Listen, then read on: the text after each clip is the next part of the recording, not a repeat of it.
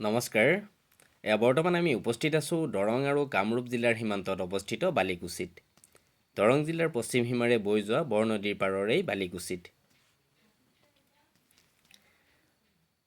আপোনালোক বিশেষকৈ দৰং, কামৰূপ, ওদালগুৰি, বাক্সা জিলাৰ জনসাধাৰণৰ এটা চিনাকি নাম হৈছে বালিকুছি। কিয়নো এই বালিকুছিতেই প্ৰতি বছৰে মাঘ মাহৰ অমাৱস্যাৰ দিনটোৰ পৰাই বালিকুছি সত্ৰ সভা ধুমধামেৰে পালন কৰি অহা হৈছে।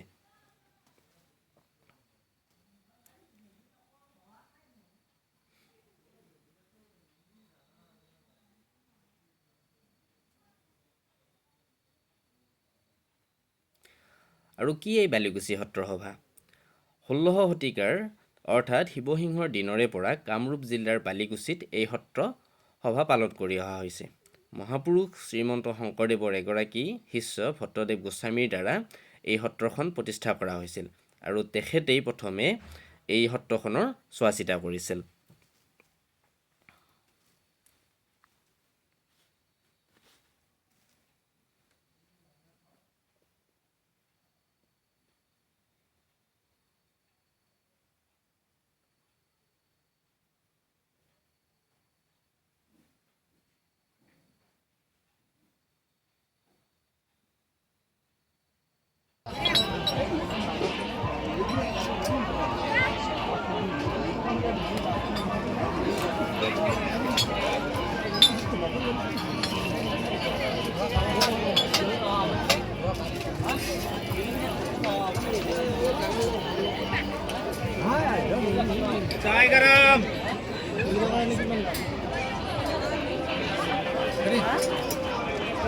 ভট্টদেৱ গোস্বামীৰ পিছত অৰ্জুনদেৱ গোস্বামীয়ে এই সত্ৰখনৰ দায়িত্ব গ্ৰহণ কৰে।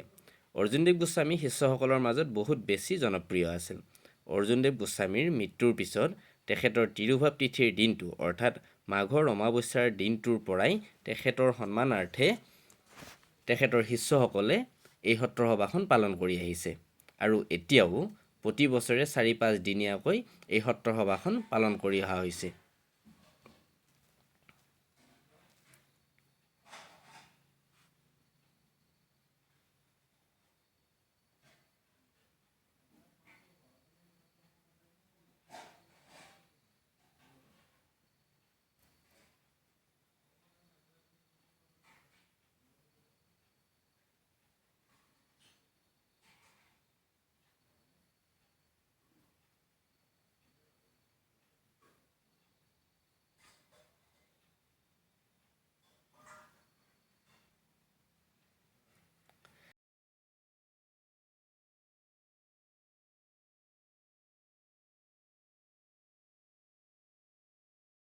যথাসমত উপস্থিত হৈছে আমি এটা প্ৰবন্ধ অনুভৱ সদায় কৰোঁ যে এইজন ব্যক্তিবিলে এতিয়াহে কৈছোঁ যুৱ সমাজ ছাত্ৰ নেতা অধিবন্ধ আমি একেলগে আছোঁ আৰু নিজৰ ঘৰৰ দৰে ভাবোঁ আৰু আমাক আৰু ইমান সহজে সকলো সময়তে সকলো ধৰণৰ কথা মই এটা বিশেষ সুবিধা পাওঁ কাৰণে তেখেতে আমি গৌৰৱ অনুভৱ কৰিছোঁ আৰু তেখেত আহিছে সেইটো কথা আজি আমি কম আমাৰ মাজলৈ আহিছে। আমি শব্দযন্ত্ৰৰ মাধ্যমেৰে ৰাইজক জ্ঞাত কৰাব বিচাৰিছোঁ পুনৰ যে তেখেতৰ কাৰ্যকালত আমাৰ সমষ্টিত এই বালিকুছি সত্ৰ সভাখনে অতীতৰে পৰাই সম্প্ৰীতিৰ বাৰ্তাবাহক হিচাপে কাম কৰি আহিছে।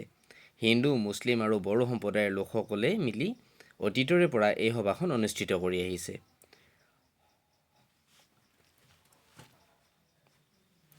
সকলো বস্তুৰে উভৈনদী এই বালিকুছি সত্ৰ সভা। প্ৰতি বছৰে এই সভাখনত অসমৰ বিভিন্ন প্ৰান্তৰ পৰা অহা লোকে লোকাৰণ্য হৈ পৰে এই বালিকুছি সত্ৰ সভা। আৰু আপোনালোকেও এই ঐতিহাসিক বালিকুছি সত্ৰ সভা আহিব পাৰে আৰু উপভোগ কৰিব পাৰে। ধন্যবাদ।